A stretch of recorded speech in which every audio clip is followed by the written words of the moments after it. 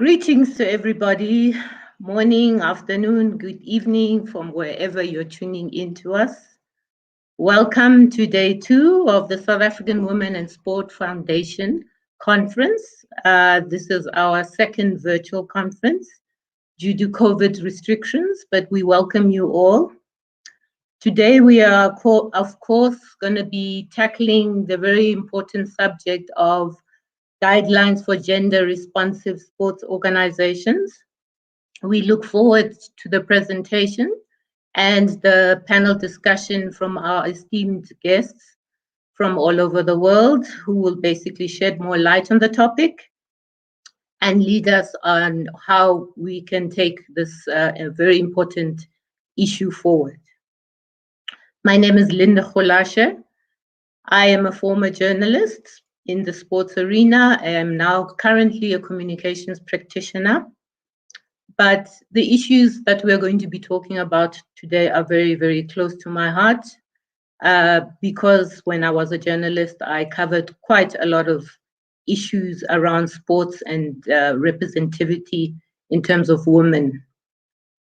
On that note, I would now like to hand you over to a formal introduction for the day to Ms. Fran Hilton-Smith. Ms. Fran Hilton-Smith is a legend in women's soccer, not only in Africa, but worldwide.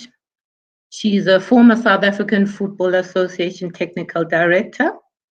She's a FIFA and CAF instructor and has basically been very instrumental in raising the profile of women's soccer, not only on the continent, but throughout the rest of the world. Over to you, Fran.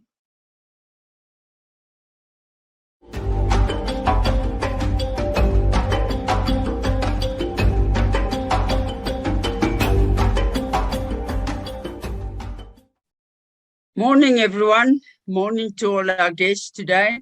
My name is Fran Hilton-Smith. I've been an administrator for many years and working in an organization or in a sport that wasn't very welcome to females, that is football. But there's been guidelines now laid down, and that sport, for one, is very more gender responsive. And we certainly hope that today, after listening to our guest speakers, that you will be motivated, that we find ways and guidelines of making our sports more responsive to having women in roles in those sports. I think some of the speakers we'll be hearing from today are from sports like hockey, rowing, which are not seen as big sports, but have already started with supporting the genders within that sport. So we need to be responsive and ensure that gender is taken into consideration by all sport codes. We have excellent guest speakers, Sanim Madin, who will be, I'm sure, giving us courage on her life, how she has come through the years in her sport. We have speakers from outside the country, like Zambia, and looking at the inequalities and how we can ensure that gender is given acknowledgement, that there are deviances, and that we can make sure that gender becomes something that is equal. We don't want more, we don't want less, we just want to be treated equally within a sport organization. So welcome to everybody who's joined us today. Let's hope that we can all feel empowered when we leave here and go back and make a difference. Thank you very much. Enjoy the workshop. Thank you very much, Fran. Fran and I have worked endlessly to showcase women and to put women on the map in terms of sport. And dare I say, she has also given me quite a lot of exclusive stories along the way. and we have fought together to fight the cause and to build women's sport. Thank you once again. I would now like to take this opportunity to introduce you to our key presenter and the presentation thereof.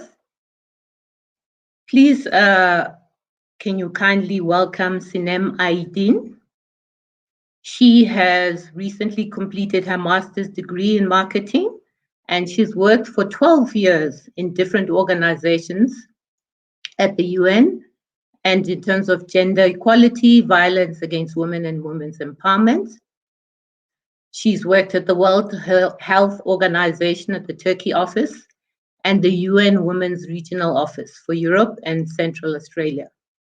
She has held several seminars and workshops on gender equality for various private sector stakeholders and non-governmental organizations and for the youth. For the last 3 years, she has been working on gender equality in and around sports, male engagement, and collaborations in the private sector. She's currently a coordinator at the He for She movement in Turkey. Welcome, Sinem. Thank you very much. I'm really happy to be here with you, and I would like to thank to South Africa Women and Sport Foundation for organizing this important conference and working for the empowerment of women and girls and advancing gender equality in and through sports. And I'm really looking forward to have this conversation, fruitful conversation. Thank you. Thank you once again. We look forward to you also sharing your points of view as well. We will now move over to Sinem's presentation. Please feel free to give your comments along the way on our chat line. And as we near the end and we go into our panel discussion, please feel free to also give comments and ask questions along the way. Over to the presentation.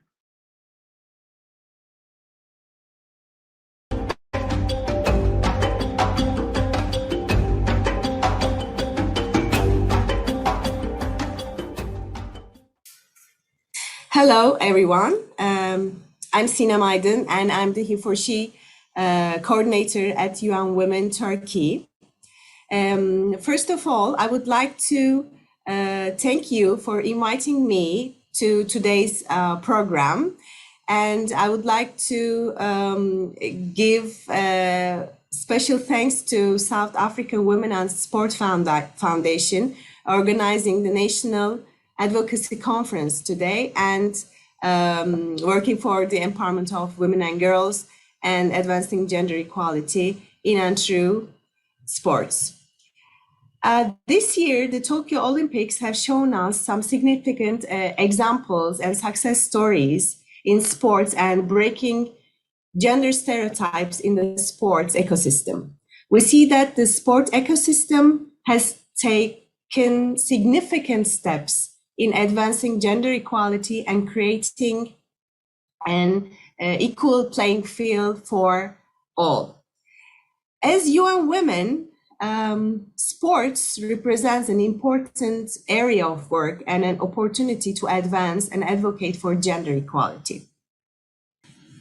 Today, I will be sharing with you the work that we have done as UN Women on this field and a very valuable source that we have created with a valuable contribution from important sports organizations as a practical tool to guide sports organizations for a more equal and inclusive sports ecosystem, the guidelines for gender responsive sports organizations. Last year in 2020, UN Women marked 25th years of the landmark Beijing Declaration and Platform for Action, the most ambitious international agreement for advancing women's human rights globally. Although 25 years ago, the Beijing Declaration and Platform for Action recognized that it is essential to promote the full and equal participation of girls and women in sports, including in decision-making positions. We have made significant progress in the last decades, yet the vision of the Beijing Declaration and Platform for Action remains unrealized today in the area of sports and in many other areas of life. What we need is to accelerate for change. Therefore, in 2020, UN Women, together with the governments of Mexico and France, in strong partnership with civil society and youth, launched Generation Equality, a new groundbreaking global initiative bringing together governments, corporations, and change makers from around the world to define and implement new ambitious commitments towards gender equality over the next 5 years. The result we envisage is a permanent acceleration in equality, leadership, and opportunity for women and girls worldwide. As one of important initiative under this framework, in 2020, UN Women launched the Sports for Generation Equality. It's a multi-stakeholder coalition of actors dedicated to harness the power of entire sports ecosystem in making gender equality a reality in and through sports. This Sports for Generation Equality presents a set of common principles aligned with the Beijing Platform for Action. And Sport for Generation Equality recognizes that we cannot make a real change toward gender equality if we don't work with many and diverse stakeholders and partners, governments, United Nations organizations, civil society, sports federations, leagues, teams, brands, marketers, and media. Its principles are intended as a guide for the sports world to multiply impact of gender equality by promoting women's leadership, addressing gender-based violence, creating equal economic opportunities, creating a bias-free media, leveling the playing field for girls, and monitoring progress on these. As UN Women Turkey, we are aware that sports has a vital role and potential in addressing deeply rooted gender inequalities and gender stereotypes that continue to exist in all societies and cultures around the world. So that we are working with sport organizations under the framework of he for she movement. He for she is a global solidarity movement initiated by UN Women, inviting men and boys and people of all genders to stand in solidarity to be an advocate for gender equality. This movement offers an innovative, inclusive approach to mobilize men and boys as equal partners, allies for gender equality, and women's rights acknowledges the way in which they also benefit from gender equality. It was launched in 2014 by UN Secretary General Ban Ki-moon and Emma Watson, UN Women Goodwill Ambassador. And since then, hundreds of thousands of men from around the world, including head of state, CEOs, and global luminaries, luminaries from all walks of life, have committed to gender equality. And he for she movements have been implemented, conducted in Turkey since 2015 with support of private sector champions, civil society, universities, media, and youth. In Turkey, one of the main areas of work of the he for she movement is advancing gender equality in and through sports, as I mentioned before. In 2018, UN Women Turkey and Fenerbahçe Sports Club started collaborating with the support of Tüpraş, which is one of the largest industrial company in Turkey, under he for she movement. And Fenerbahçe Sports Club is one of the oldest and most popular multi-sports club in Turkey with 9 different sports disciplines and a large fan base of more than 25 million around the world. And through this unique collaboration, Fenerbahçe Sports Club set goals and took actions to become a gender-responsive sports club and set a example to national and global sports organizations by having zero tolerance approach to all sorts of discrimination against women and girls, adopting gender-sensitive policies and procedures, institutionalizing gender equality awareness, raising trainings, and putting in place family-friendly stadium practices and mobilizing the public and sports fans on gender equality. And I would like to mention some of the achievements under this collaboration. That we conducted a gender analysis of a sports club first time in Turkey, and it was in 2019. And now this year we did a comparative analysis to observe the progress made since the beginning of the collaboration. And we build capacity and mobilize men and female allies through customized trainings, workshops, and seminars to employees and athletes and technical teams to Fenerbahçe, and we reached more than 1,500 people in total. And although Fenerbahçe doesn't have women's football team right now, it's on the pipeline. They're going to establish the team. They open a football school for girls in order to include women and girls in male-dominated sports. And they also pioneering nationally and internationally by becoming supporters and committed of he for she movement, United Nations women's empowerment principles.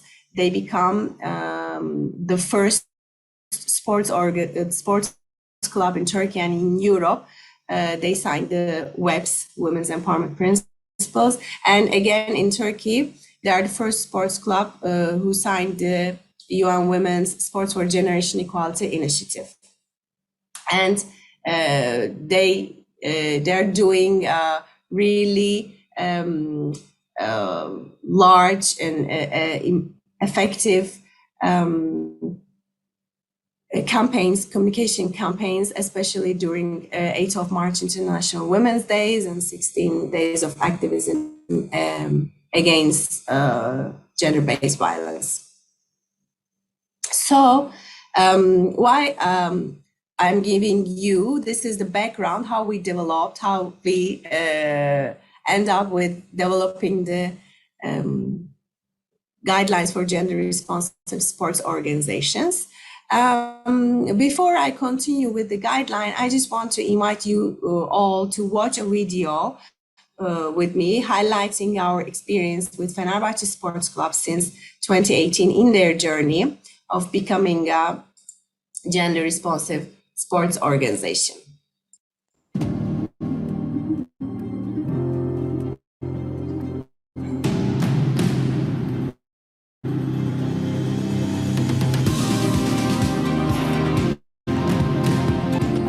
Kadın erkek binlerce sporcumuz, kadın erkek yüzlerce çalışanımız, kadın erkek yönetim kurulu üyelerimiz ve kadın erkek milyonlarca taraftarımızla öncü ve örnek olmak için He for She ile güçlerimizi birleştiriyoruz.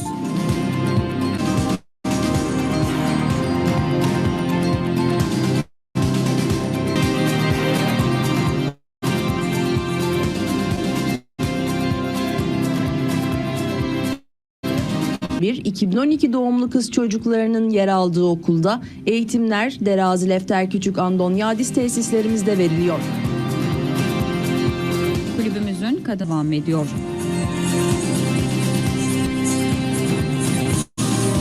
Kadına şiddet suçtur. Kadınlar ve erkekler toplumun her alanında eşittir. Şiddetin her türü kayıtsız şartsız insan hakları ihlalidir. Kadına şiddet suçtur. Ortak olma. Tahammülümüz yok diyor. Bunu gerçekleştirebilmek için milyonlarla birlikte buradayız diyoruz.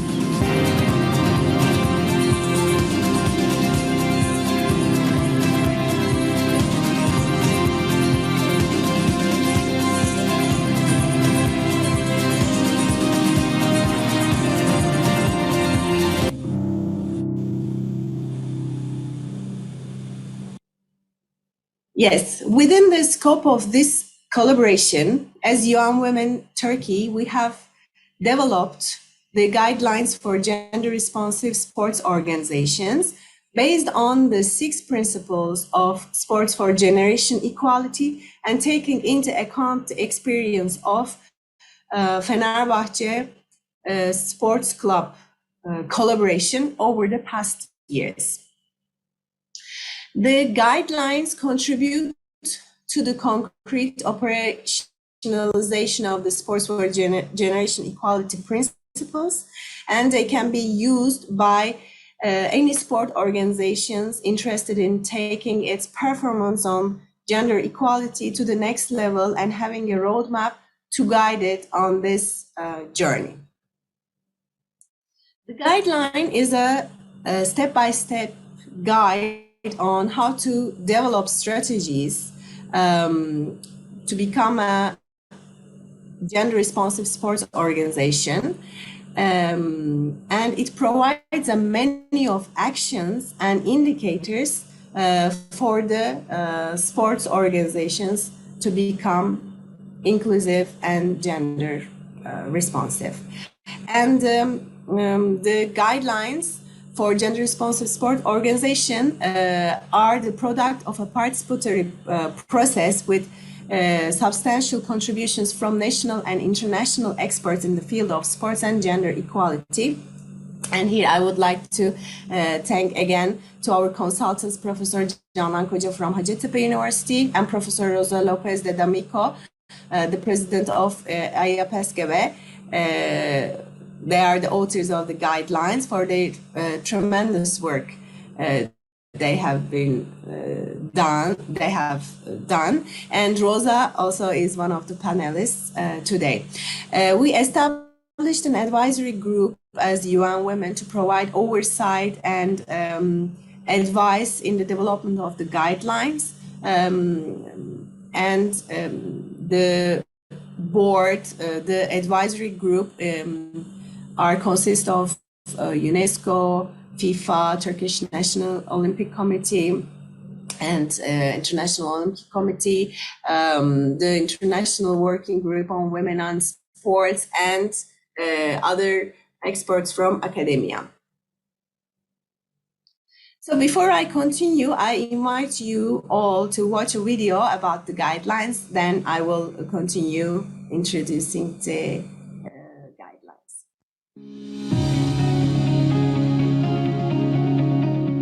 In 2013, women made up only 20% of the members of 30 International Olympic Committee commissions. In 2020, that number was 47.7%. In 2019, 1.2 billion people watched the FIFA Women's World Cup. Women and girls have made important gains in sports, but there's still a long way to go. By committing sports for generation equality and implementing the 6 principles, everyone in sports can contribute to advancing gender equality.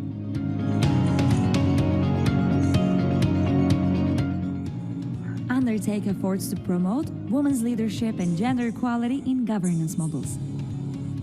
Undertake efforts to prevent and respond to violence against women and girls in and through sports. Undertake to close the gap in investment in women's sport and promote equal economic opportunities for women and girls. Undertake efforts to promote women's equal participation and bias-free representation in sports media, including communications to eliminate harmful gender stereotypes and promote positive role models. undertake efforts to support equal opportunities for girls in sports, physical activity, and physical education. Agree to monitor and publicly report on progress on an annual basis. Guidelines for gender-responsive sports organizations is developed under the UN Women's He-for-She movement in Turkey. They offer a simple, effective roadmap to mobilize action on gender equality. Sports organizations can apply 6 steps to each of the 6 principles. Identify reference points. Analyze. Set goals. Work with stakeholders. Establish an implementation plan. Monitor and assess. The guidelines help sports organizations identify key performance indicators and targets, set goals, make solid plans, and measure progress toward achieving gender equality in and through sports. Do you wonder where your organization stands?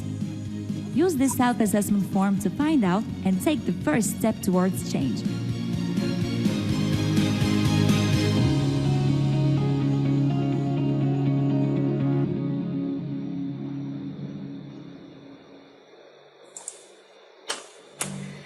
Yes, as it's mentioned in the video, the guideline aims to support diverse sports organizations to transform their goals to empower women and girls and to advance gender equality into practice, based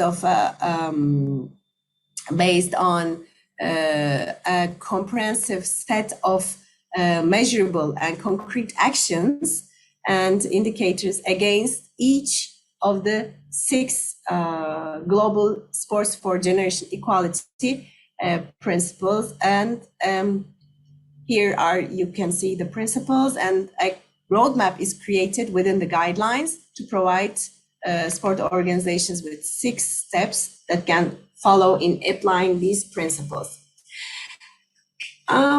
Yes, the guidelines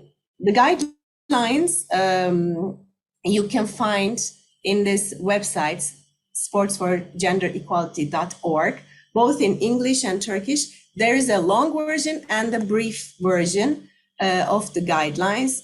You can reach through this website, and soon there will be in Spanish.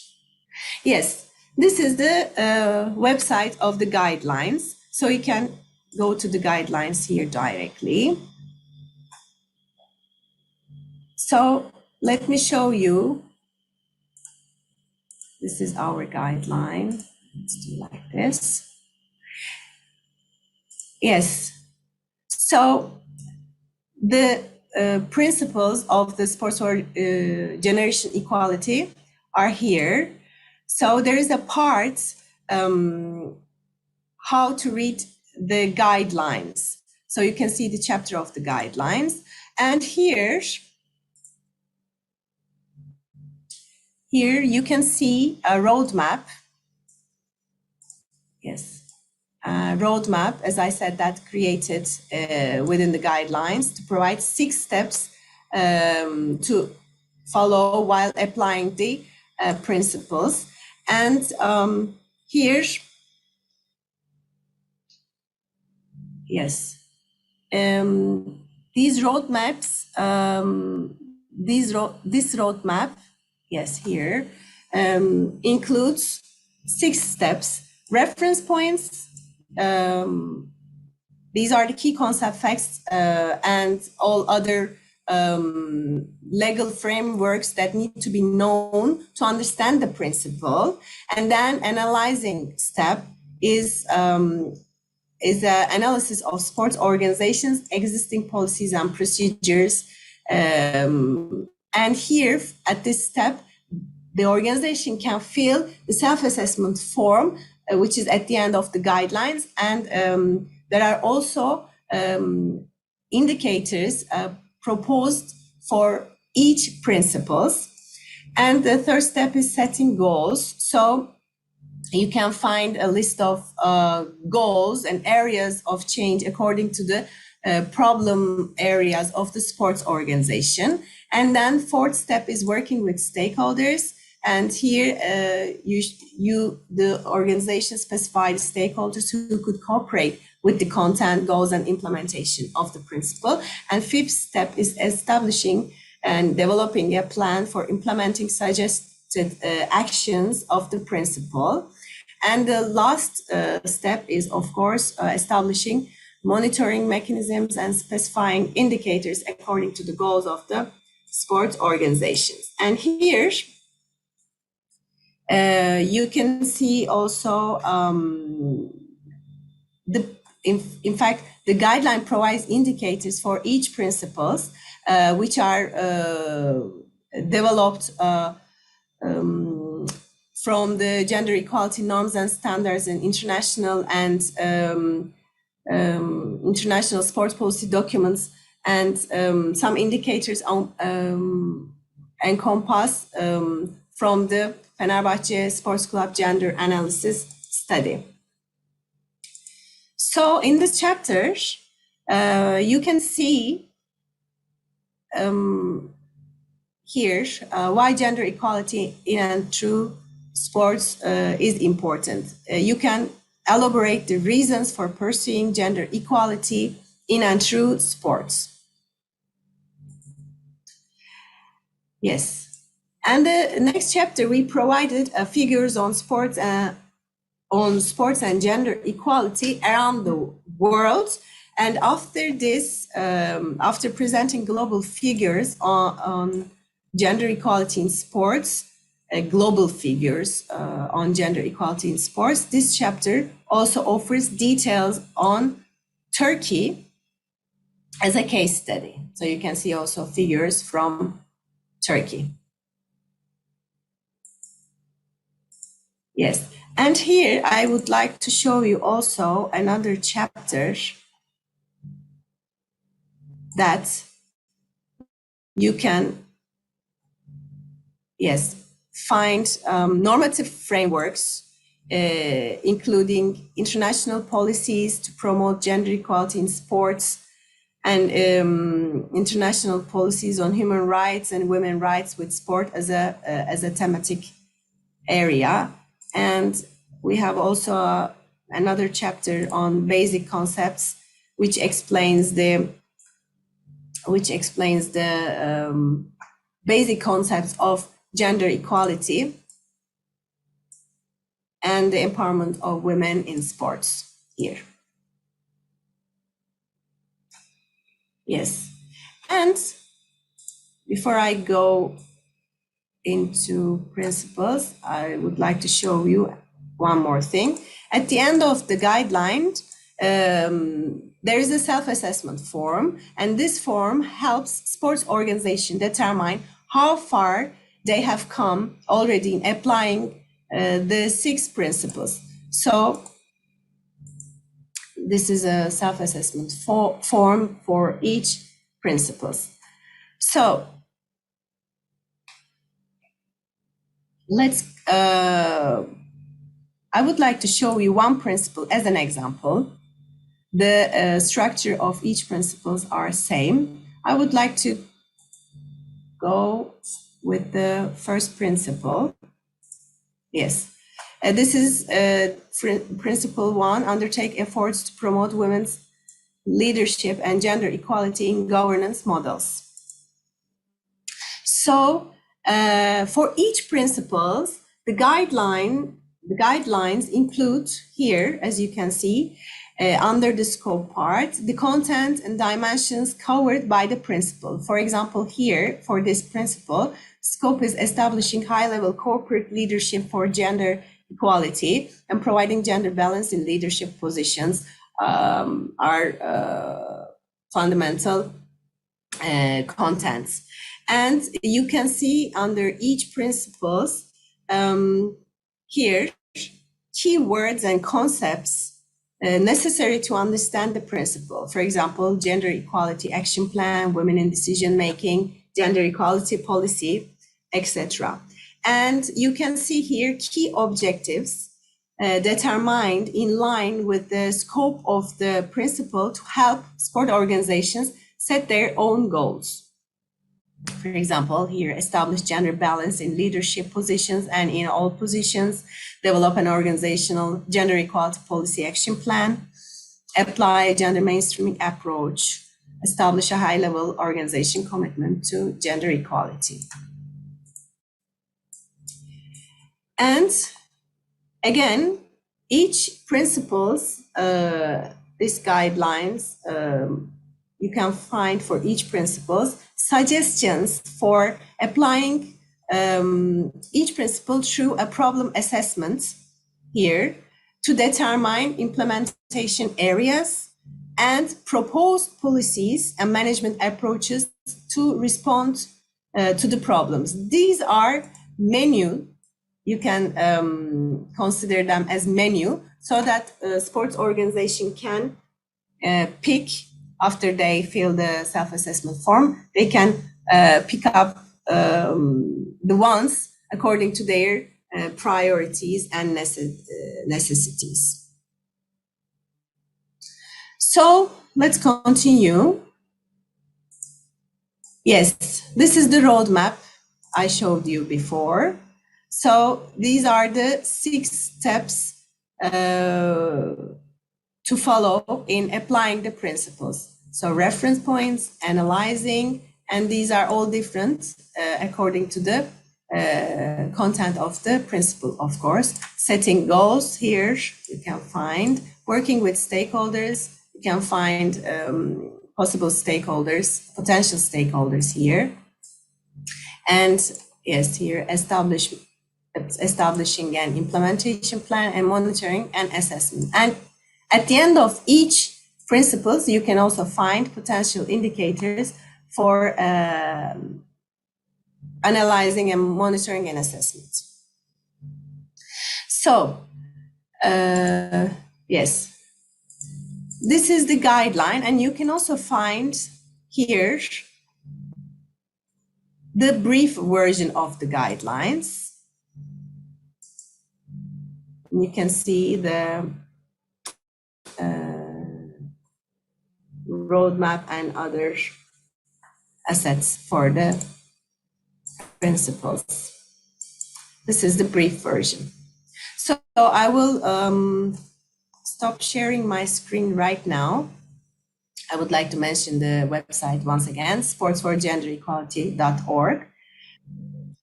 So we launched the guidelines for gender responsive sports organization in June 2021, and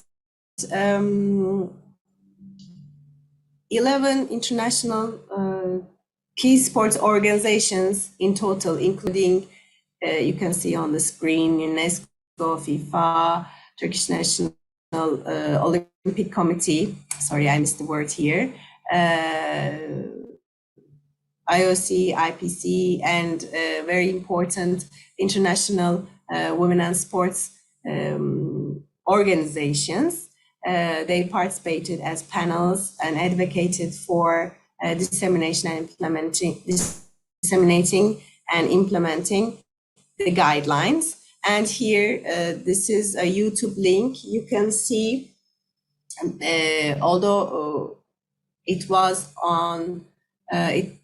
launched on Zoom platform, we also live streamed on YouTube. So this is the link. You can watch the launch of the guidelines here.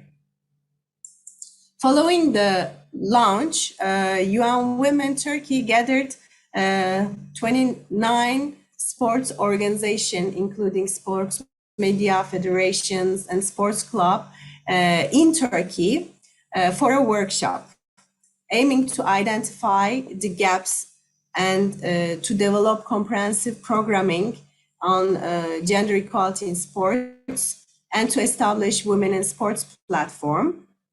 So in this workshop, the organization actors shared their experiences, motivations, challenges, and needs related to their gender equality works. So we compiled information on 3 thematic sessions: women in leadership, investment in women in sports, and gender equality in sports media. And this will be a base for our further programs in Turkey on sports and gender equality. Before I finalize my words, I want to show you this video that we recorded for the launch of the guidelines. She is a Fenerbahçe Sports Club athlete. She's a National Olympic boxer, Buse Naz. And this was recorded just before the Tokyo Olympics, and she won silver medal in boxing in Tokyo. And I just want to I just want you to listen her messages before I end my words. Ben Buse Naz Çakıroğlu, Avrupa şampiyonu, dünya ikincisi milli boksörüm. Olimpiyatlarda Türkiye'yi ve Fenerbahçe'yi bir kadın sporcu olarak ilk kez temsil ediyor olmak benim için oldukça heyecanlı. Erkek spor olarak adlandırılan bu sporda ne yazık ki belli bir kesimde bu sporda başarılı olamayacağımla ilgili birçok söylenti ve düşünceyle karşılaştım. Ama yaptığım başarılarla bunun tam tersi olduğunu ispatladığımı düşünüyorum. Karşılaştığım zorluklarda dik durma ve tabii ki de başarılı olmamın en büyük nedenlerinden biri benim gibi güçlü olmayı ondan öğrendiğim annem. Spor sayesinde hayata bakış açım değişti ve daha güçlü, daha emin adımlarla hayatıma yön vermeye başladım. Umarım da bu şekilde devam eder. Spor bireyin fiziksel ve zihinsel olarak gelişiminde büyük ölçüde katkı sağlar. Özellikle kız çocuklarının gelişiminde özgüvenli olmalarında da büyük rol sahibidir. Kadın ve erkek eşitliğine inanıyor, he for she'yi desteklemeye devam ediyorum. Yes, you heard Buse Naz, the silver medalist at Tokyo Olympics in boxing. And as we all know that the sport has a significant role to play to tear down gender barriers and discrimination, and to empower women and girls both in the world of sport and beyond. We believe that the guidelines for gender responsive sports organizations represent an especially important source and roadmap for the sports ecosystem to advance gender equality in and through sports. And we encourage sport organizations worldwide to benefit from this source. Our journey with Fenerbahçe Sports Club for the past 3 years has shown us that with a solid work plan and a comprehensive analysis, a sports club has the capacity to make major changes regarding advancing gender equality, both within the organization and beyond. As UN Women, we are happy to support the sports ecosystem in its journey to becoming gender responsive. As UN Women Turkey, we will continue our collaboration with different sports organizations and national partners to enable mutual learning and scaling the good practices, and to ensure the guidelines for gender responsive sports organizations are implemented in practice by as many organizations as possible. We have developed extensive knowledge products such as analysis tools, training materials, advocacy tools, and the guidelines, how to sustain gender equality in sports, and how to ensure male involvement in this process during our collaboration with Fenerbahçe Sports Club under the He for She movement. We are here, we are already in preparation of how to use these experiences and products more extensively and in a more inclusive way in Turkey, and of course we can collaborate globally. We are in consultation with different actors of sports ecosystem, and as a first step, we are planning to initiate a network of women on sports in Turkey. And we urge all sport organizations to put this tool, this practical tool into practice, to use it to determine how far their organization have come already, in applying the 6 principles by doing the self-assessment to create a roadmap for implementing the sports for generation equality principles and to become a gender responsive sports organization, which sets an example for others, not only in the world of sports, but also beyond in any sector and field. Thank you very much.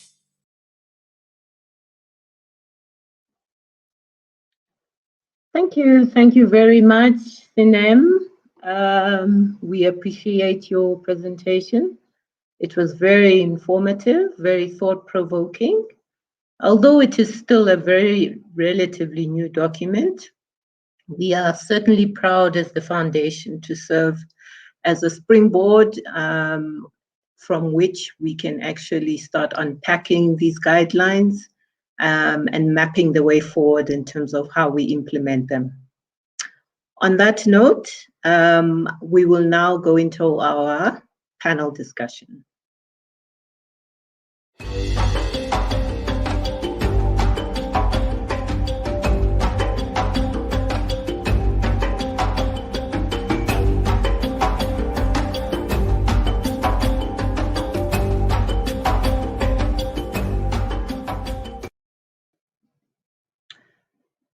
Before I introduce our high-powered panel, can I please remind you once again that you are welcome to give us your comments, your opinions, and feel free to ask any questions as the panel discussion continues at the background. Let me now introduce our panel. Starting first with Ms. Ndambira Vele. Ms. Ndambira Vele is a trailblazer in the sporting fraternity in South Africa and also internationally and on the continent. She currently serves on the following boards: the Laureus Sport for Good South Africa, Brand South Africa, and Cricket South Africa.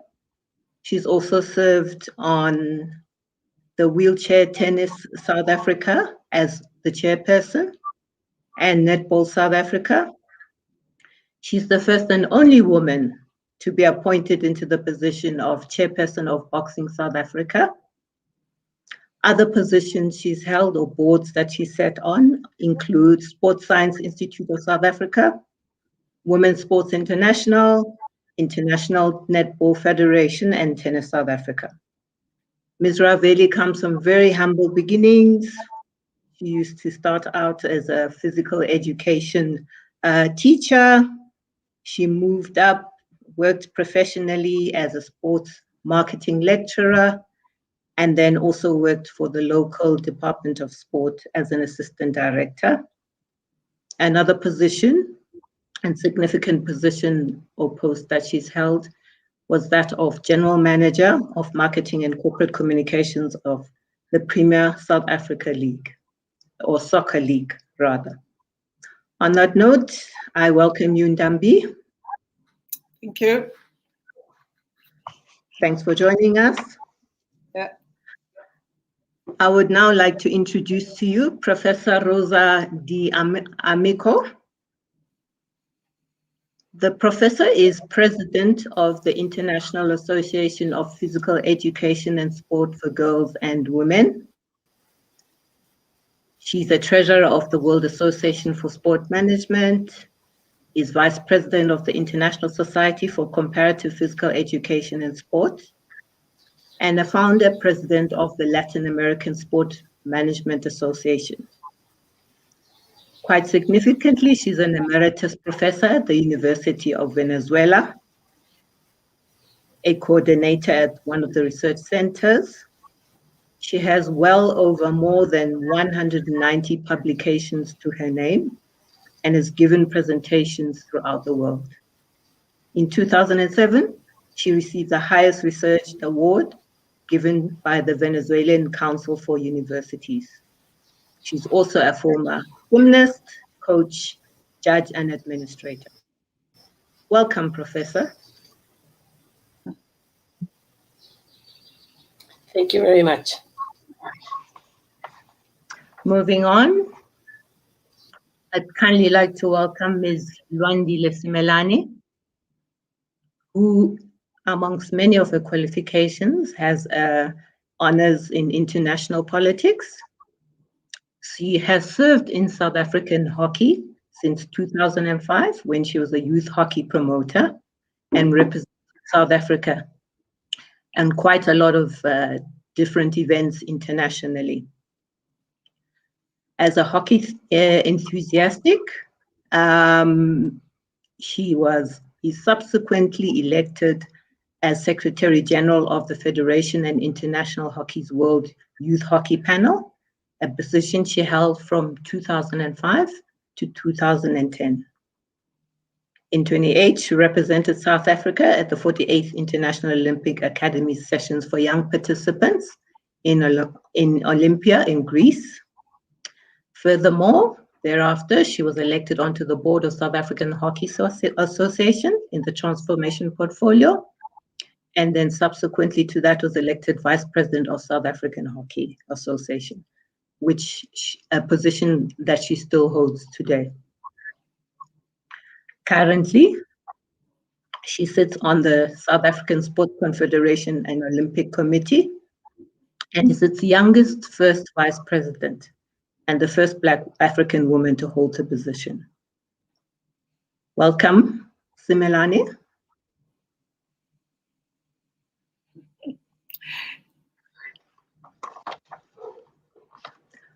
Our next esteemed panelist is Dr. Lombe Mwambwa. She's an executive director at the National Organization for Women in Sport, Physical Activity and Recreation in Zambia. Her research, teaching and practice is on issues of inequalities within sport and on the use of sport to address societal inequalities in Southern Africa. Her areas of interest include women leadership and protection from violence. She has well over 17 years experience working with the governors of sports associations in her country, leaders of sport for development and organizations, and sport policymakers in Southern Africa and internationally. She serves on various international sports organizations and currently teaches at the University of Zambia. Welcome, Dr. Lombe. Thank you. Good to be here. Thank you. And ladies and gentlemen, last but not least, I'd like to welcome our final panelist, Anna Mnguni. Anna is a physical education teacher by origin, but she has amassed quite a lot of experience and knowledge in governance, management, and administration in sport, in educational institutions. Over the last 20 years, she has served in the Olympic movement. She is a member of the IOC Athletes Entourage and WADA Education Commissions. She serves on several working groups, including under the IOC, Women's Sport International, and ANOCA Zone 5. In Zimbabwe, she chairs the National Anti-Doping Coordinating Committee and the National Sports Academy Board. She was one of the first female to be appointed as the CEO SG of the Zimbabwe Olympic Committee. And after 9 years at the helm, she stepped down in December 2020. She's now attached to the World Rowing as a development consultant for Africa. Welcome, Anna. Is Anna with us?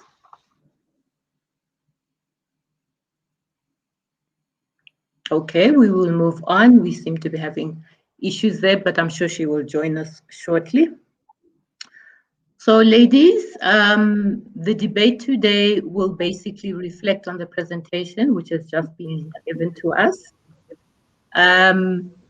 We will be following the following structure, essentially sharing our general opinion on the presentation and the contents thereof.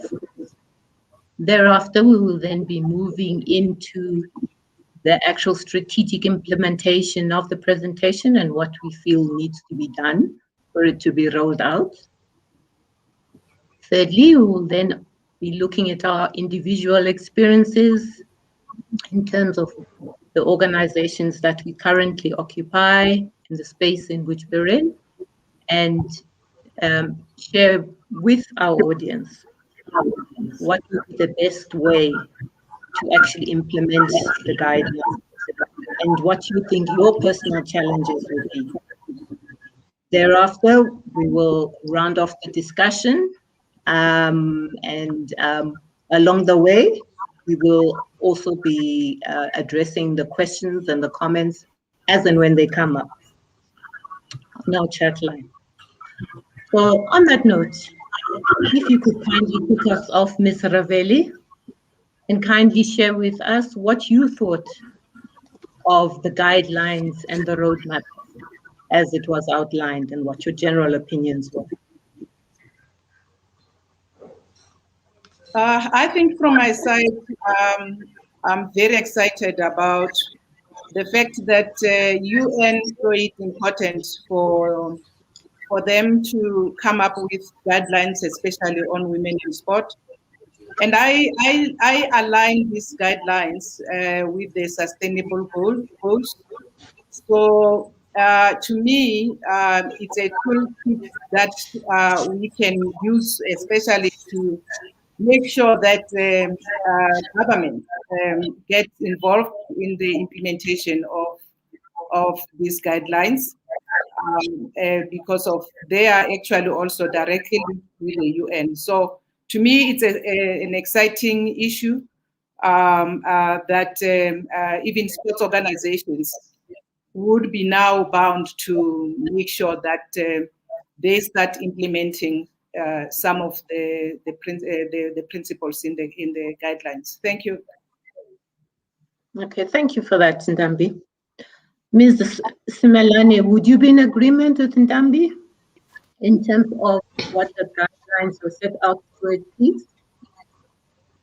Yes, I think I definitely would. Good morning to everyone. Oh, afternoon, sorry. I think I definitely would. It is quite an interesting document, and I think, you know, the term guideline is quite applicable because we possibly have been looking for a structured, you know, point-to-point format that can guide us in how we implement, you know, some of the gender equality and gender matters within our organizations. Okay.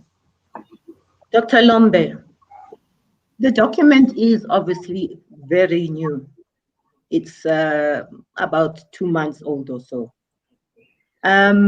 But in terms of how it was conceptualized and how it was put together, in your opinion, give us your general opinion on the document itself, and the presentation as outlined and the key points that were outlined. Thank you so much. And commendable work to everybody who was involved with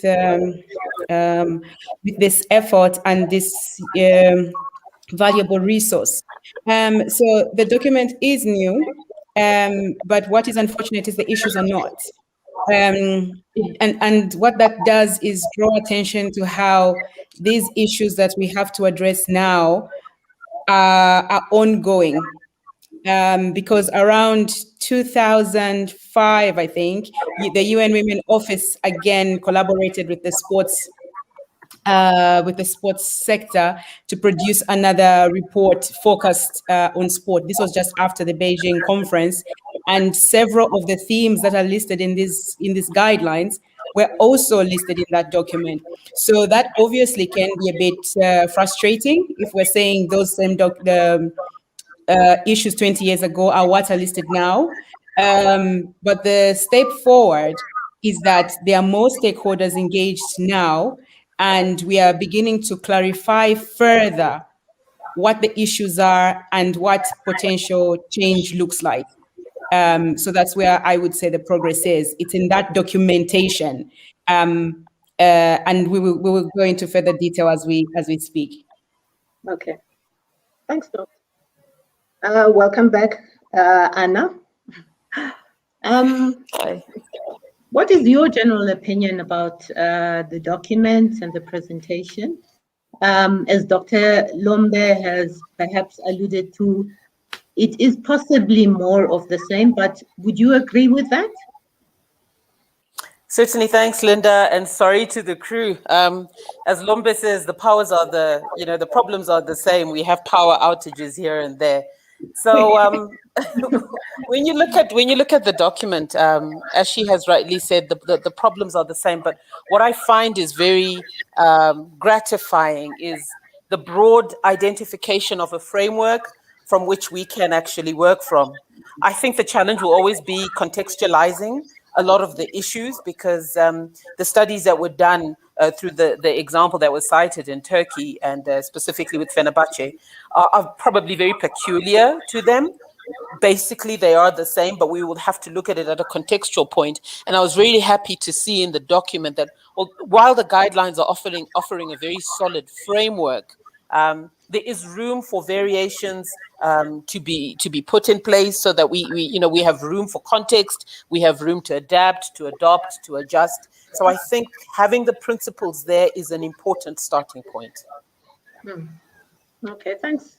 You've obviously touched on a point that we'll be touching on a bit later with regards to the implementation thereof of the guidelines. But coming to you, Professor, you were obviously involved behind the scenes in terms of putting the document together. Now that you've heard the general opinion of your fellow panelists, what is your opinion? Okay, thank you very much. And first of all, good morning, good afternoon, and good evening for all, whatever part in the world we have participants, okay? And I have first to thank the South African Women's Sport Foundation for this kind invitation. I have to say first that to me, this is a great initiative from a UN Women Office. And why do I say this? Because as Lombe indicated, it was back in 2005, and I normally refer to it as 2007 in that document that says Beyond Sport, 2000s and beyond, and one was dedicated to sport. Since that moment, and look that when we talk and when we refer to 1995, that was Beijing. In 2007, we have this publication, and since then, nothing until 2020. So the fact that this document now is based on this initiative, that's what I really think it's this goal. I mean, the goal that we have sport in place within the UN Women. Normally, sport organizations are always struggling where there are events related with UN Women and sport is not there. And here, sport is a spotlight. And I also want to highlight the approach that was used by UN Women Turkey, because the approach make it a strategy in which everybody was involved. So no one from the big players in the women and sport movement can say, we don't know this document. So that gives a backup, a background, very well solid to all the starting a new organization. Okay, so this is my comments so far. Thank you. Okay, well, thank you for that. We seem to be on the same page in terms of the importance of this document. But clearly now, when it comes to the strategy and the implementation thereof, that is going to be one of our biggest challenges. As we've previously indicated, we all come from different areas of the globe, Zimbabwe, South Africa, Zambia, Venezuela, for example, and we all are from different organizations, and we need to now look at what are going to be the key issues that we need to tackle when it comes to the implementation of this guideline. What are the general challenges that we will need to address in order for it to be a success contextually in our countries in general? Dr. Lombe, what are your thoughts on that? Thank you. And I would rely on our experience working with guidelines in other spaces within Zambia and internationally. And we have some experience working with guidelines on safeguarding and protection from non-accidental harm. And was using a similar approach of mapping out what the problems are with the different stakeholders and distilling it to a distinct set of guidelines that organizations can work through. And some lessons I think that I would share from that is what would be important for this is firstly that connection to existing priorities, existing frameworks. So for us, because I think all of us who are here are connected one way or the other to working around women's rights, women in sport, and the women's movement. So for this document is written in a language that we understand and appreciate. And all of this is very clear to us. So what would be useful is as we work with other organizations to not be presenting another new document, because every year we publish new documents. Last year, there was a report on something. As we speak, the African Union Sports Council office is working on reworking the regional action plan. I think, Anna, we are together in the meeting tomorrow. A year or two ago in Lesotho, the AUSC Commonwealth Games Federation, together with ANOCA, Anna, we were together at that meeting. We put together they adopted a framework to cooperate and focus on the priorities that have been identified already. And what we managed to do was get them to adopt the priorities coming out of the World Conference on Women and Sport that was in Botswana, focusing on Africa. So if we are engaging other institutions that are important in the sports ecosystem, what's valuable is to say, you have this resolution you passed 2 years ago to advance leadership. Here are some steps you can take to achieve your targets. Because if we use the approach of here's another thing that you can now start to work on, then adoption can be a challenge. So I would say connection to existing institutions and providing this resource to those who are already doing the work, the people who are already interested in advancing gender equity and addressing the challenges, and enabling them to use it in a way that best suits them. I have a couple of other points, but I will perhaps give chance to my colleagues to come in here. Okay, thank you very much. Ms. Samalani, as one of the key representatives of the South African Olympic body, I'm sure you would agree that getting different associations and entities on the same page is a challenge in itself. What do you think are going to be some of the key challenges that you as a mother body of sport in South Africa will have to deal with if you are going to roll out these guidelines? I think when we look at the guidelines, if you participating anywhere in South African sport, the first thing you're saying is, oh, we don't want another unfunded mandate, first of all. So I don't think I want to speak about the financial muscle that will be required to roll out such an initiative. I think we could be here for 20 years if we had to unpack that. But I think the challenges we're going to have as well around its implementation is, what of the guidelines that are put there are applicable in our circumstances in South Africa, one, and in your particular sports federation, two.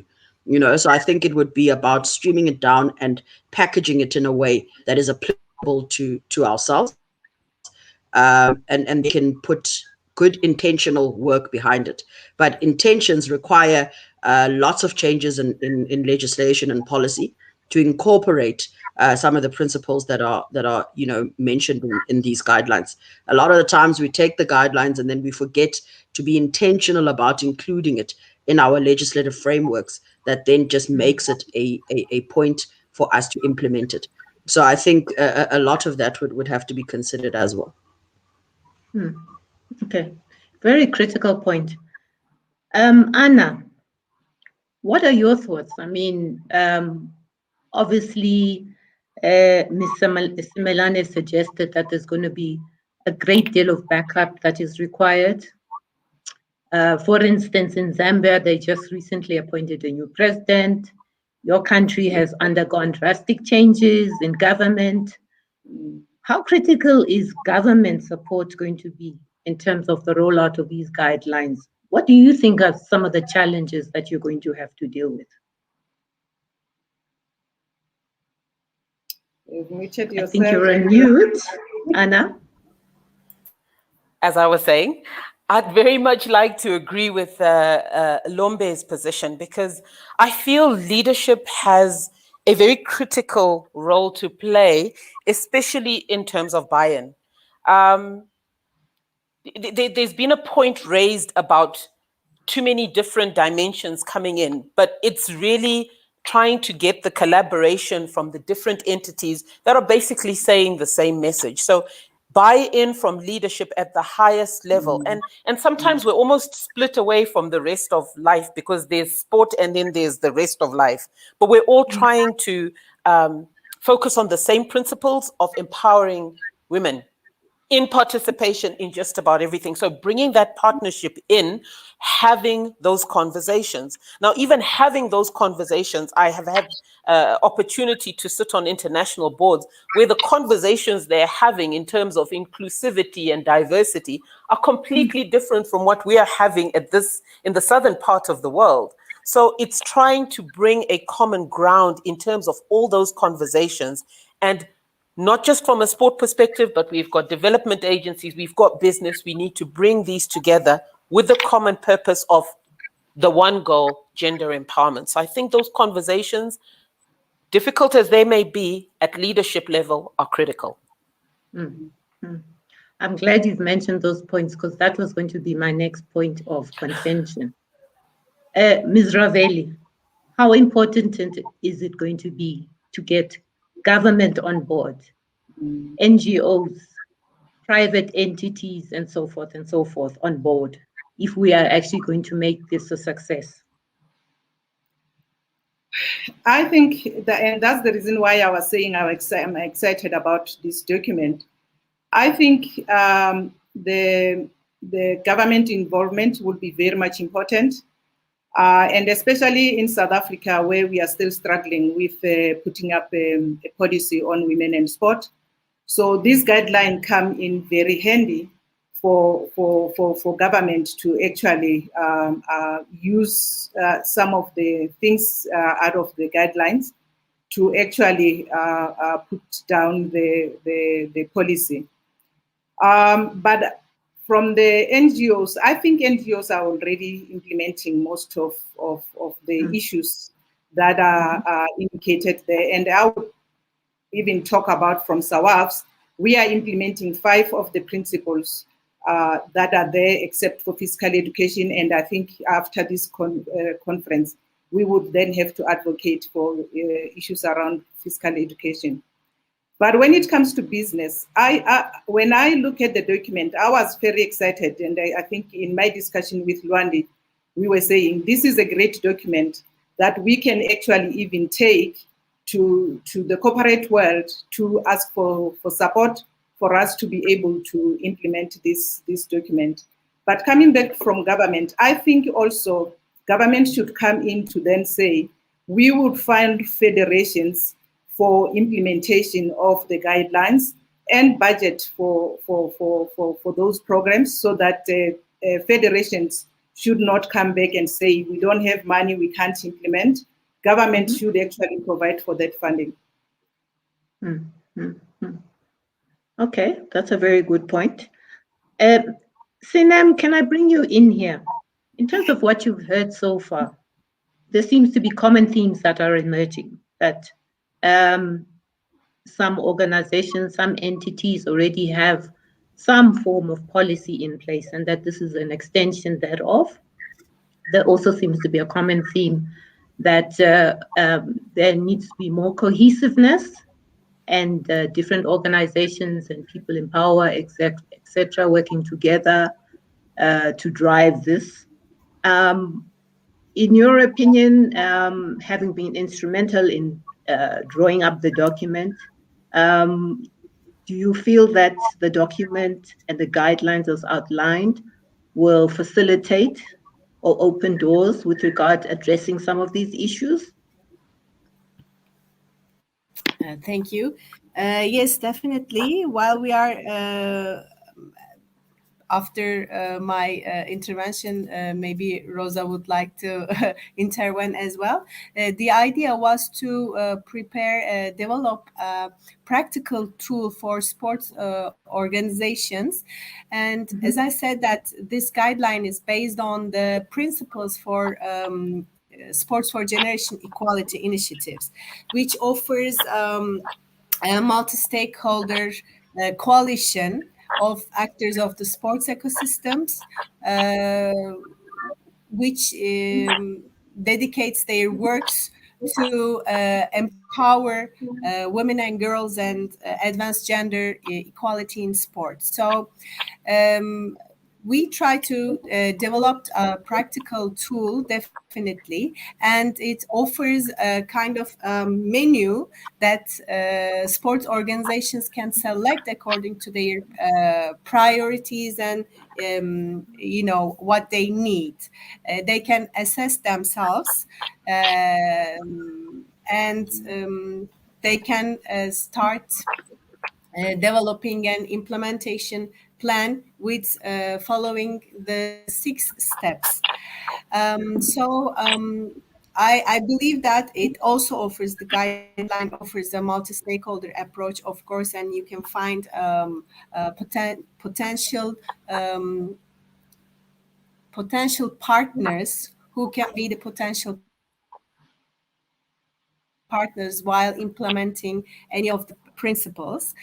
You can find out there. Of course, there are tools out there, and we try to, this guideline, while developing this guideline, it's also based on the international normative frameworks and international sports documents.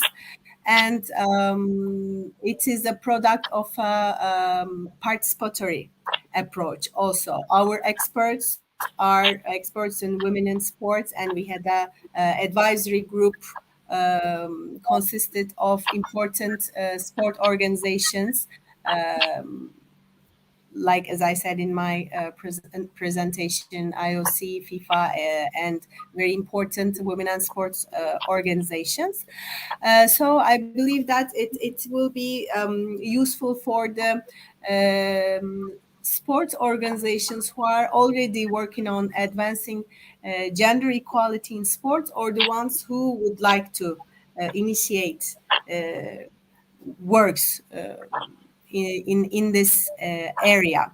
Of course, it's a tool, and it's how to say, it depends on the organizations and its organization's responsibility to implement it. We wanted to provide a framework for implementing and for monitoring by themselves. Okay. All right. May I come in here, Linda? Go ahead, Dr. Lombe. Yeah, I think one of the it's one of the very positive actions within the sports sector, especially that it's largely voluntary, and there are different types of organizations. And so I think we try and move this democratic approach that is really participatory, and we encourage organizations to self-assess, self-regulate, self-motivate, and all these things. However, what we have learned over the years, and I think from other sectors as well, is that sometimes this sort of approach is a bit too limited in how progress can move forward, because then organizations who are powerful claim autonomy and don't make progress. And here I will give examples like organizations who are very influential, like football associations, rugby associations, cricket associations, depending on which country you're in, are very powerful because they have the resources and their institutional structures are pretty set and traditional. including the golf unions in most countries. Only recently they could get to combine with women. So this self-regulation and self-autonomy means they're picky and choosy as to which policies they will implement. So we come up with these tools and say, here is what you could do to address gender inequality. And they'll be like, thank you very much. And they'll have them really shiny sitting on their bookshelves and they won't budge. I think what as a sports sector, we can learn from other movements, like the workers' rights movement, or the movements that are around quality control, whether it is in food or production and manufacturing and stuff, where you get a rating of the quality control that has happened, that you've met a certain standard, is two things: that there has to be consequences for not taking action.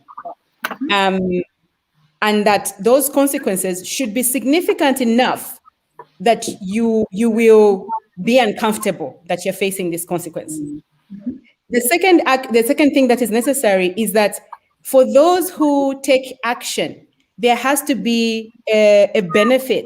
There has to be an incentive, not just that you have achieved the maximum possible progress, but that you have taken even just one step that is recognized in the sector. So I think that is where that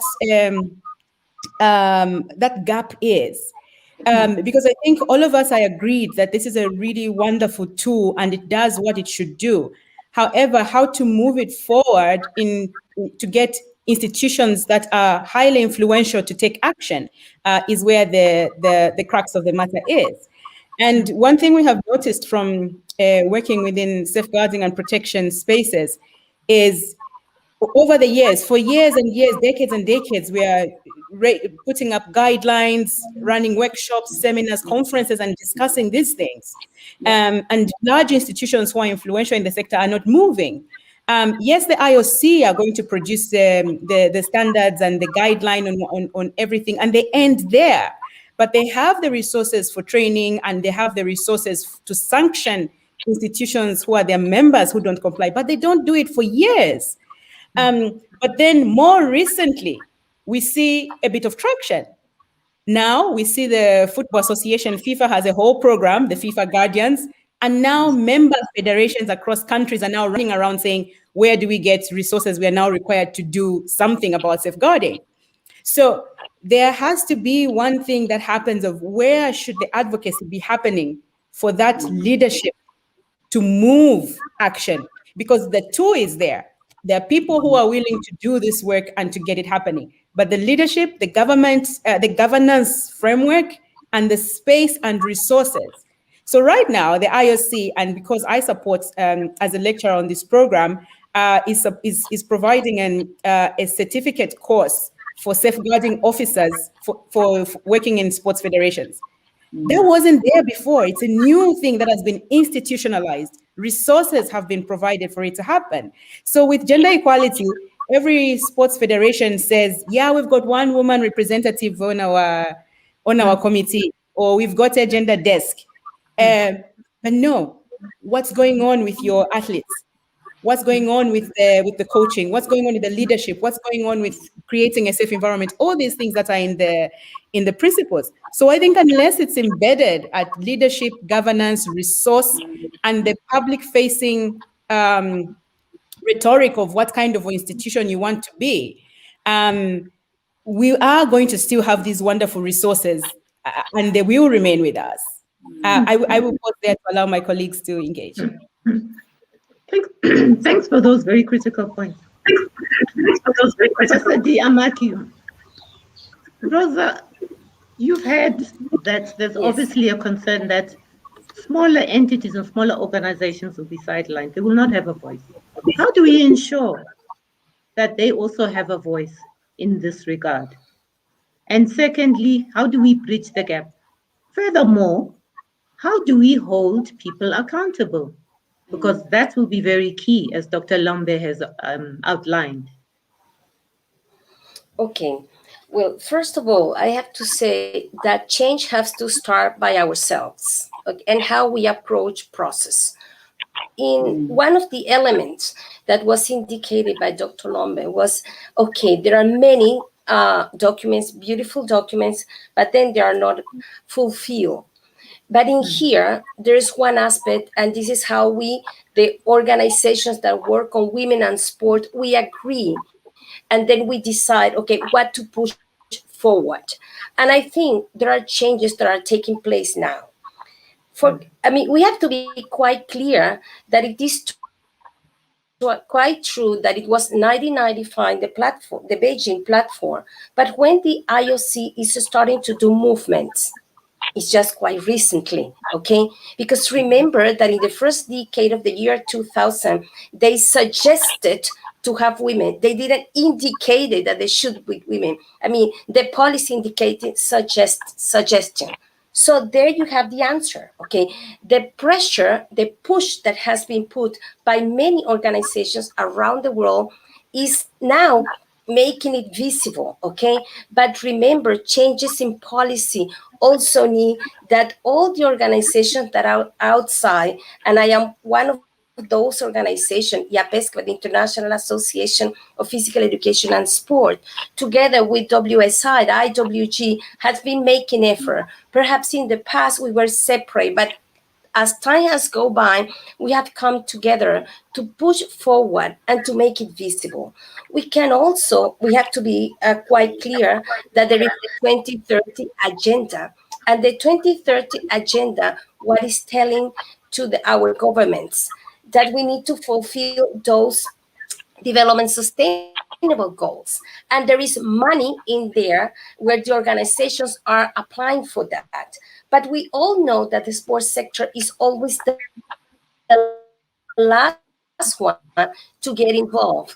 And one example, I just invite you to visit any of the CSW event all this year. How many participations related with sport has been in the program? 1, 2, and that's it. This is not enough. So we need to work together to push forward, because otherwise it won't happen because others are suggesting so. If we don't do it, nobody's going to do it for our side. Okay, so I think it's an attitude, it's how we move forward. We need to work together. And the other element, that's what I find this very, very important, this document, is that the organizations, and I'm saying UN Women Office, there are UN Women Office in many countries in the world. So they won't deny a document that was prepared and approved by UN Women Office. So let's tell our organization, approach them, ask them to support, okay? FIFA was also there. Approach them to support. IOC, IPC, that's the strategy that UN Women use, UN Women Turkey use, and was approved by UN Women as well. So there you go, give this information. And there is another mistake that sometimes we as organization, and I have to say sometimes academics, we take it for granted, and it said everything is on the web, everything is written. We cannot think about that. We need to deliver. We need to speak with a language that our organizations, particularly the young organizations, understand. So let's give them the example. This is a toolkit. Try to apply. What it doesn't apply, let's see how we can work with that. Report back. So my suggestion is like, we need to move forward. We need to work in collaboration. We need to acknowledge, okay, this is what we got.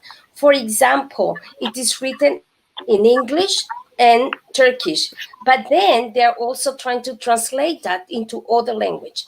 Imagine how powerful this document could be if women organizations start talking about this everywhere. You are setting an example. The idea, when I'm quite sure, when you receive the invitation to participate in the event of UN Women Turkey, you have no idea about this. Now you are replicating this to make it more informative. And I think if all of us from our different organizations participate, then we can make it grow. And that's what I feel it's the richness of this movement. Here I am from Venezuela, 6 a.m. in the morning. I'm here supporting the cause of women and sport. So I think that's what we got to do everywhere. So far, so good. Yeah. Thank you. Thank you, Rosa. Thanks for those very critical points. But Ndambi, just to round off this segment of the discussion, let's be honest, women themselves can actually be their worst enemies. And we, as women in our own organizations, sometimes do not work together. And we always have hidden agendas and so forth. How do we overcome that particular hurdle? I think it's a big challenge. And unfortunately, if you look at it most of the time, we have men behind those women behaving the way they are behaving, because of it's much easier to divide and rule. And that's why, as SAWASF, we have gone out with the training on advocacy, because of that training assist us to discuss these issues as women and actually pave way forward on how do we support each other, but also to empower women with the tools that they can use to challenge issues, because of we have so many policies in South Africa. And if there's one good thing with South Africa is the fact that there are so many policies which can actually protect you whenever you want to challenge certain issues. So through our training, we are trying to make sure that we train more women to be advocates, and also to actually move away from being controlled by our male counterparts, whilst they can take their own decisions. But also, I think, whilst I'm saying that, I have to be sensitive on the fact that it's not all men who are playing that game. There are men who are supporting us. And behind the scene today, as we are talking, we do have a man who's actually capturing the discussions. So there are men who really support women, but unfortunately, the ones who are not supporting women are very active and vocal behind the scene. And I think that's what we should be careful about. Okay, thanks very much for that point. Moving along, ladies, let's bring it a bit much more closer home. Can you kindly each share for us specifically in terms of your day-to-day involvement with sports in your organizations, whatever fraternities and so forth that you're involved in? How would you practically roll this out? What are your personal challenges, do you think, that you're going to have to deal with? Because we all come from different structures, different entities, different bodies. Some are more advanced than others. Share for us what your day-to-day challenges are, and where do you see this particular guidelines or set of guidelines assisting you in taking your work forward? Can we kindly have Ms. Semelane first share her thoughts, her personal thoughts and experiences? Yeah. Hey, I was hoping somebody else would lighten it up before me. I think for myself, in the context of an organization such as SASCOC, looking after 86 nations in the country is in itself a daunting process. But I think what is critical for the implementation of any guideline or any policy or any, thought or idea or research or anything else is for us to have a true diagnosis of what is it that we actually are, what we can and cannot achieve, just by our structures and ourselves and our existence in general. And I think a lot of work needs to be done in South Africa for the mechanics and the machinery of sports in its entirety to be well understood, by the country worldwide and everybody who is not part and parcel of the day-to-day running of a sports organization. So I think when you're able to do that, you're far more able to understand exactly where are your weaknesses and your strengths in implementing such a guideline. For me personally, in my thought, I think it would have to have a lot of work of Africanizing it a bit, I think, to make it a little more applicable and implementable in our African context, as well as in the context of our sport in our particular country.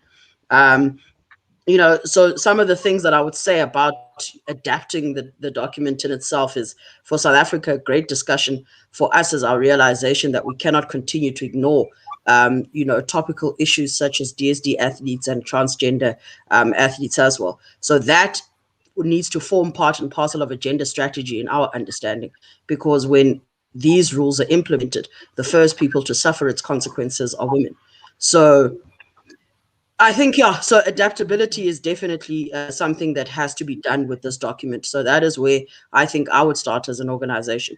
Where are we limited? What can we do? What can we not do? And in addition to that, how do we adapt it to fit what we can handle and what we want to handle and what we have prioritized either in our continent or in our country specifically? Mm. So one of the questions that have come up through to us, and which in essence challenges SASCOC directly, is from one of the representatives from Basketball South Africa regarding the upcoming elections, and the fact that out of the 10 positions available, there's only one woman nominated on the list. Now, SASCOC obviously has a gender commission or women's commission.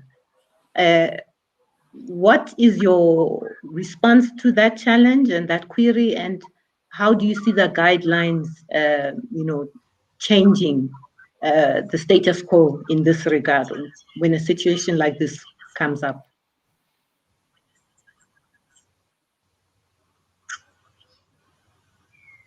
I think it's definitely the entire point of the legislative framework that I was speaking about. I think a lot of work has to be done in that regard, because we pay a lot of lip service, and intention is guided and shown by what you choose to legislate. I need to believe in it so much that I make it the law of my organization. And I think that a number of sports organizations in this country have to have that discussion. Our Ntambi can also speak about Cricket South Africa and the composition of their board, currently with one woman as well. So I think a lot of discussions have to happen that way. SASCOC took clear intention and made legislation. We're sitting with, men are the minority on our current board, actually. So you have to see how important it is that once you believe enough in something to put it into law, then everything just trickles down and follows. Suddenly now people believe that women can actually be in a majority, let alone just to have 50-50 in a board. So I think those elements have to be discussed with organizations. Basketball wouldn't be unique. A lot of federations are sitting with doing the bare minimum, and they need to follow the legislative framework that SASCOC has taken. And we have to start dealing with those matters and looking at federations specifically to legislate in their arenas and in their areas.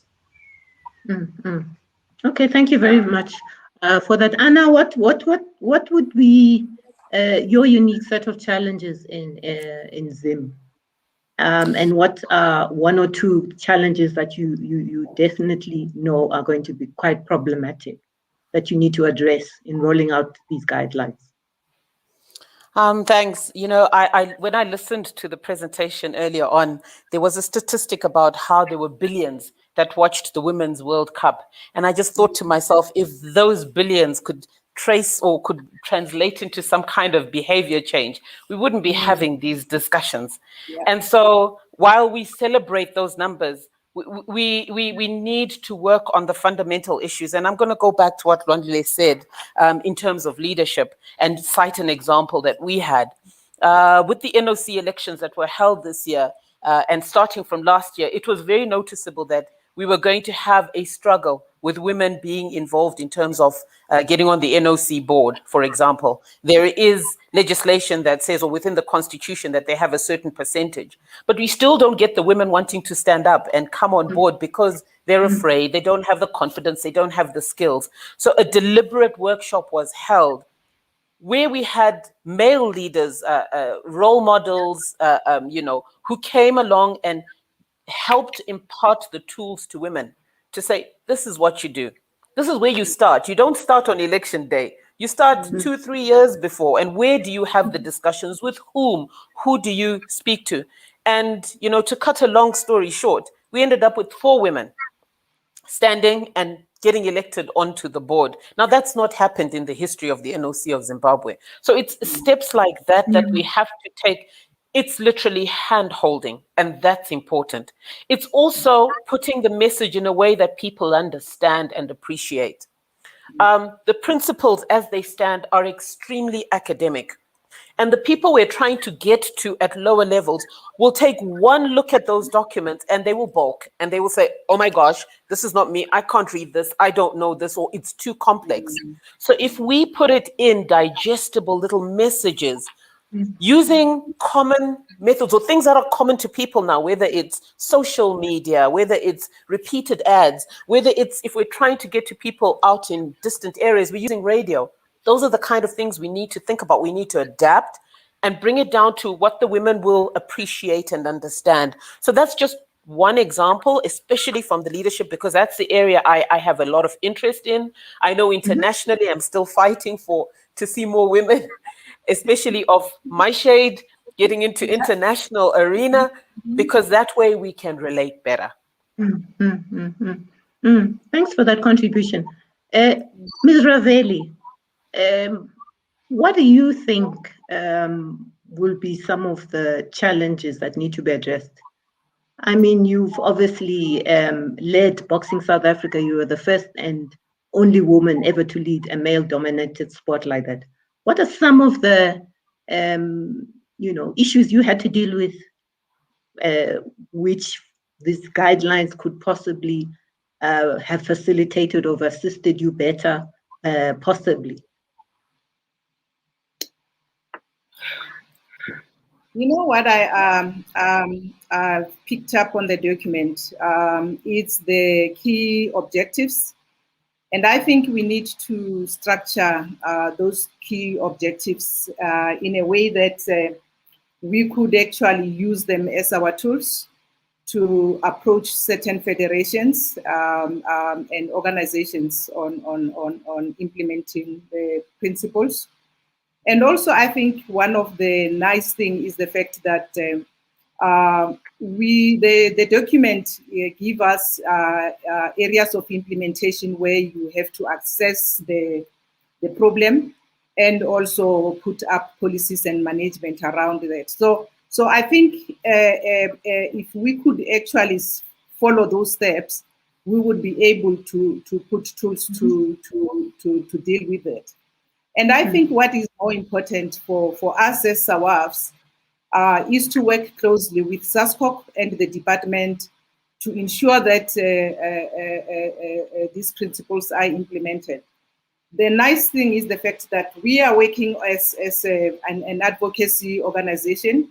So we need to advocate for women and try to push certain doors to open for us to give more opportunities. And to give just an example, we have already done that with the media, and we are still going to do that. And yesterday's discussion with journalists helped a lot, because they would also, again, open more opportunities for us to go into other media houses. But the area that I think could be a challenge, and I'm happy that in this discussion, I see Annelise Gosling is connected, who worked, hard to get physical education back into schools. So I think we need to actually link up with those women and actually try to check to say, where can we each other help each other? There she is. That's the message. So how can we work with each other and make sure that moving forward, we get Department of Education to make sure that physical education is back in schools, so that we can get more girls participating in sport. And this issue, it came out also yesterday out of the journalist discussion. So it's an issue that on our list now, out of the resolution, out of this discussion, this conference, we will be looking at an issue of physical education as an area that we should focus on. Okay, thank you, Ntambi. I saw ladies when I mentioned physical education.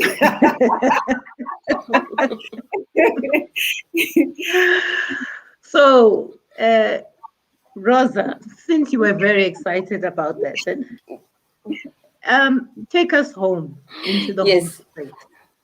What, in your opinion, then, in summary, just to wind off this discussion, do you think are the key elements of the way forward in terms of rolling out the guidelines generally?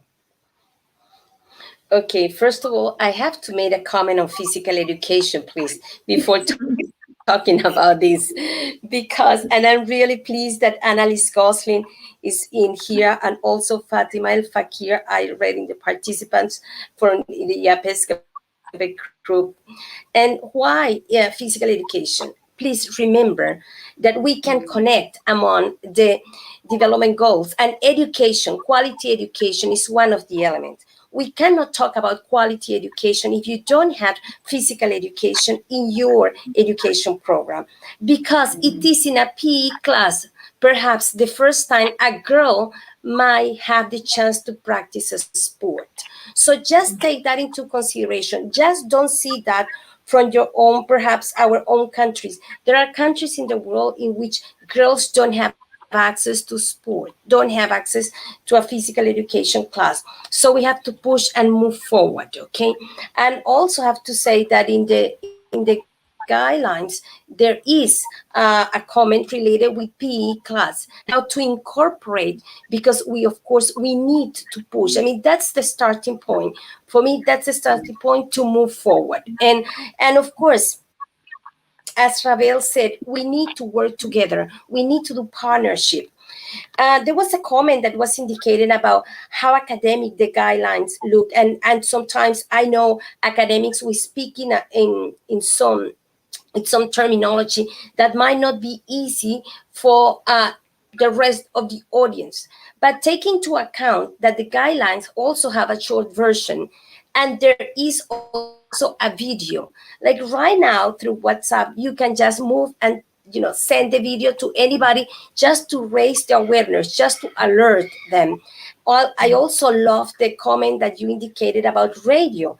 I mean, in many places of the world in which there is the connectivity right now is not good, the education programs were possible to be fulfilled because of the radio programs. So of course, take advantage of that, because that could also be used in order to continue promoting and rolling the ball in terms of women's participation in PE and sport.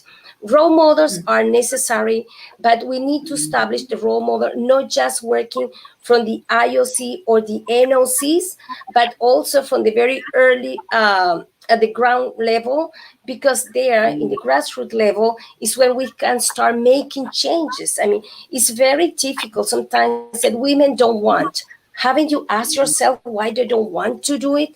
Have we told them that they can't do it? So I think each one from our position, we can mentor many to participate and to promote.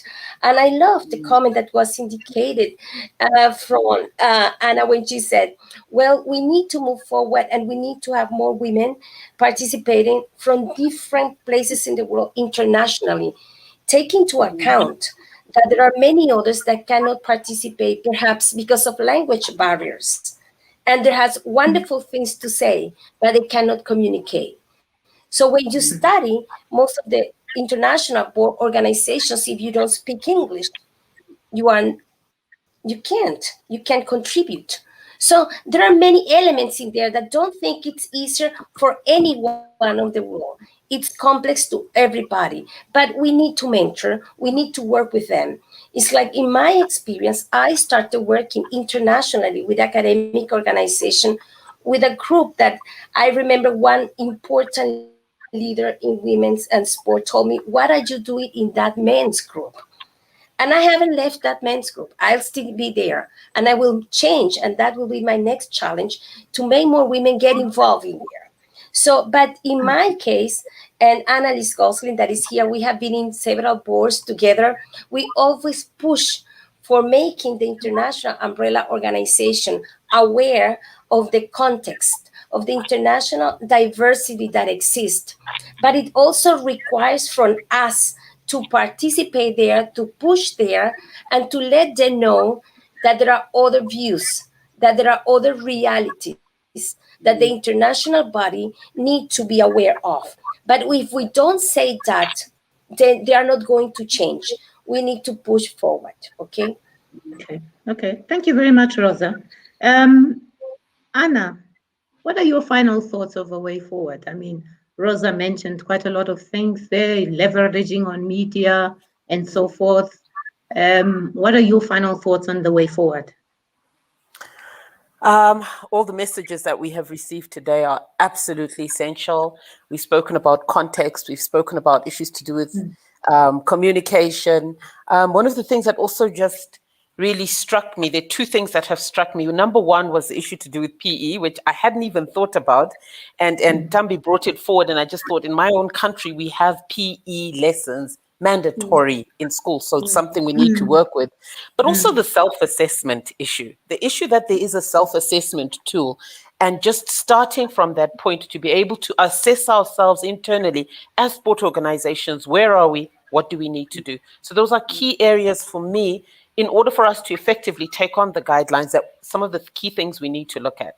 Thank you. Okay, thank you very much. Dr. Lombe, what are your final thoughts as we wrap up this discussion? Thank you. I think this whole conversation is about the kind of sport ecosystem that we would want, the kind of sports environment we would want. It's one that is inclusive, one that is safe and enabling for everyone to participate, and that's people of all genders.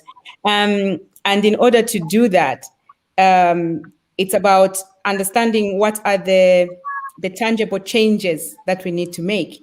And two actions, I think, for us in Zambia, as somebody working in a women's rights organization whose priority focus is women and sport, and that's the advocacy for sports organizations to take action. And one of the ways we do that for us is providing actual resources. We provide grants and funding to enable them to operate, to deliver programs, because sometimes they simply don't have that through other channels.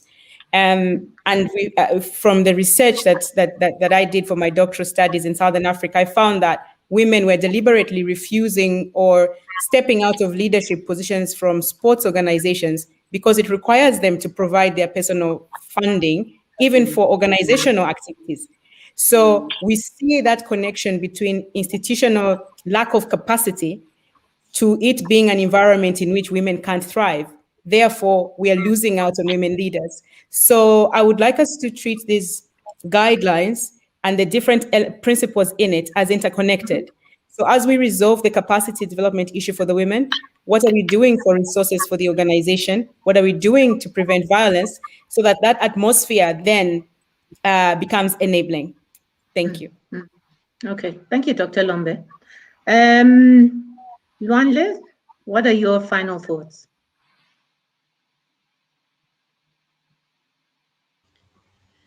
Yeah, I think my final thought is just going to be, we have to break this down in consumable sizes. And once we have done that, we can start seeing what the greater picture for implementation is.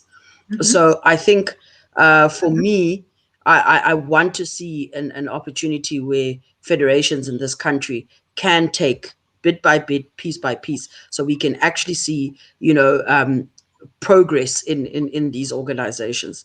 I think we need to have a far greater understanding of the needs and resources that will be required in trying to implement a thing like this, and federations have to be very cognizant of that. I mean, in South Africa, our sports organizations are 100% either non-profit companies or non-profit organizations. So sport in this country rests on the shoulders of volunteers, and I think it is critical to break it down into packages and pieces that type of environment consume. Okay, thank you very much for that. And last but not least, Ms. Revele, what are your final thoughts? My final thoughts, actually, this conference, because of yesterday we dealt with the media. Today we are dealing with these guidelines, and tomorrow we will be focusing on investment in women and sport. which would actually cover even the issue of funding, which is part of the guidelines. And out of this conference, we would be drafting some resolutions, and we'll be taking actions on areas that we need to advocate. And I'm already now looking at the fact that we do have a transformation policy with the department and the EPG, and I think possibly it is time now to relook at that EPG and looking at these guidelines and see how best government can assist us to implement these guidelines moving forward. So yes, we'll be visiting a few offices after this conference. Okay, thank you. Thank you very much. Thank you very much. Ladies, thank you so much. This was a very interesting and very enriching discussion. Sinem, Aidin, thank you very, very much for the presentation. As you can see, and I'm sure you've heard, everybody is on board. It's just how we implement it. But the commitment is definitely there. And thank you very, very much for serving as a starter off on the discussion. I'd like to finally say thank you to each and every one of the panelists. Ms. Ndamberevele, thank you for your attendance. Professor Di Amico, thank you very much for waking up so early in the wee hours of the morning to join us. Ms. Luandi Simelane from SAWASF, thank you. Dr. Lombe from Zambia, thank you very much for your inspirational thoughts and your contribution. Last but not least, once again, Dr. Anna Mguni, thank you very much. Thank you very much, ladies. And thank you to all of you for your comments and for your contribution. I would now like to hand over for closing remarks to Blanche Moila. Blanche Moila is a running legend within the sporting fraternity in South Africa. She has run quite a lot of ultramarathons, particularly the Comrades. She's completed about 17 of them. She's recently joined us on the foundation as a trustee, and we welcome her, thank her for her commitment. Over to you, Blanche. Thank you. Thank you, Linda. Good afternoon to the viewers who've tuned in, and thank you for your input. The panelists have handled this section with great aplomb, highlighting the pertinent concerns of women in sport, the common challenges worldwide, gender stereotypes, the importance of mobilizing the public as well as sports fans on gender equality and the empowerment of women in sport. We need to reiterate as women, I'm a girl, I'm a woman, I have dreams too. Women's interest in sport continues to grow. Many have pushed through the glass ceiling that was erected by patriarchal society, but we still have a long way to go. The sports fraternity has an important role to play to eradicate gender barriers, stigma, and discrimination. As we speak today, no country in the world can say it has achieved gender equality. So the way forward, all federations and government need to implement these guidelines that were set by the UN for gender sport.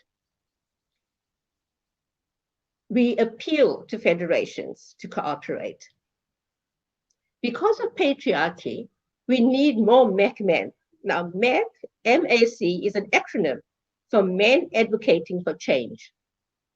If you had tuned in yesterday, 3 panelists were male sports journalists, and they absolutely conveyed the need for mindset change, to adopt a common vision for gender sports, to encourage women, to support women in leadership role, and the mentorship of the girl child.